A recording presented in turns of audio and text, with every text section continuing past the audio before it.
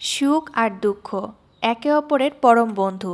সুখ যখন আপনাকে ছেড়ে চলে যাবে, দুঃখ আপনার জীবনে এসে হাজির হবে। দুঃখ যখন আপনাকে ছেড়ে চলে যাবে, দেখবেন এরপরে সুখ আসবে। দুঃখ যখন আসতে থাকে তখন চারপাশ থেকেই আসতে থাকে, ঠিক তেমনি সুখ যখন আসতে থাকে তখন চারদিক থেকেই আসে। খারাপ সময়টাকে অনেক লম্বা মনে হয়, অনেক দীর্ঘ মনে হয়, যেন শেষই হতে চায় না, কিন্তু সুখের সময়টা খুব তাড়াতাড়ি যেন শেষ হয়ে যায়। আজকে সকালের নাস্তায় পাঁচমিশালি সবজি করেছিলাম আর রুটি বানিয়েছিলাম। একদম সাদামাটা একটা নাস্তা করেছি, কারণ পরবর্তীতে আমার অনেক কাজ আছে। আর আজকে মাছ এনেছি, মাছ এনে দিয়ে সে অফিসে চলে গেছে, এখন সব কিছু আমাকে একাই করতে হবে। তো এদিকে ছোটোটাকে কিন্তু আমি কোলে রেখেছি আর বড়টা আশেপাশে খেলাধুলা করছি, আর আমি ছাদে রোদে বসে আসলে মাছটা কাটতে ভালো লাগে, শীতের দিন তো। আয়ানকে এদিকে রোদেও রাখা হচ্ছে, তার পাশাপাশি আমার কিন্তু কাজও হয়ে যাচ্ছে। আর ও রোদে নিলে বেশ অনেকটা আরাম বোধ করে, ঘুমিয়ে যায়। তখন ওকে ঘরে এনে শোয়ালে কিন্তু ও ঘুমিয়ে থাকে আর আমি বাকি সব কাজ করতে পারি। আর আলিফ তো আমার সাথে খেলাধুলায় ব্যস্তই থাকে, আমার চারপাশে ঘুরঘুর করে। তো ও কিন্তু খেলছিল আর আয়ানকে আমি কোলে রেখে মাছ কাটছিলাম।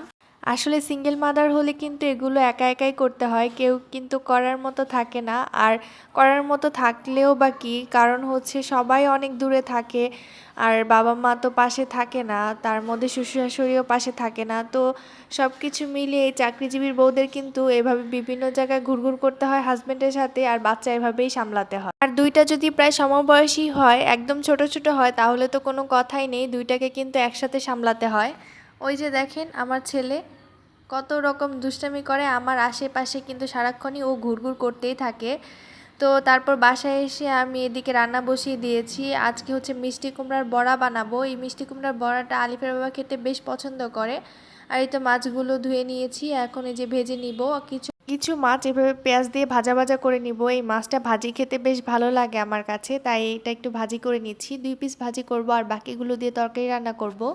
শীতের দিনের জন্য কিন্তু আমি সবসময় অপেক্ষা করি, কারণ শীতের দিন যে সিম ফুলকপি আলু টমেটো দিয়ে একটা তরকারি হয়, যেটা কিন্তু খেতে অসম্ভব মজা লাগে। আর শীতের দিন এটা না খেলে যেন মনে হয় শীতই আসে না, আর শীত শীত একটা ফিল হয় না। তো শীতের মধ্যে এই তরকারিটা অবশ্যই 2 দিন 1 দিন পর পর আমার বাসায় রান্না করা হয়। আর যখন বাবার বাড়ি ছিলাম তখন কিন্তু আম্মুর হাতে এই তরকারিটা খেতে অসাধারণ মজা লাগতো। এই তরকারিটা আম্মুর মতো আমি এখনও রান্না করতে পারি না। আমার 2 বিচ্ছু বাহিনী এগুলো কিন্তু সারাদিনই এরকমই করতে থাকে।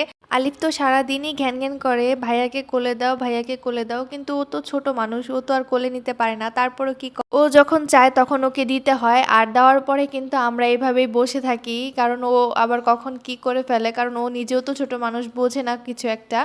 তারপরে হচ্ছে সন্ধ্যা নাস্তা বানাতে আসলাম। আজকে অনেকগুলো চিপস ভেজে নিয়েছি সিম্পল, কারণ আজকে এত কিছু বানাতে একদমই ইচ্ছে করছে না। আর সাথে হচ্ছে একটু স্যুপ বানিয়ে নিয়েছি, আর শীতের দিন তো স্যুপ খেতে ভালোই লাগে, তো এরকম একটু স্যুপ বাসায় বানিয়ে নিয়েছি আর সাথে হচ্ছে চিপস ভেজে নিয়েছি। আজকে এটাই সন্ধ্যার নাস্তা। আজকে এখানেই বিদায় নিচ্ছি। আসসালামু আলাইকুম।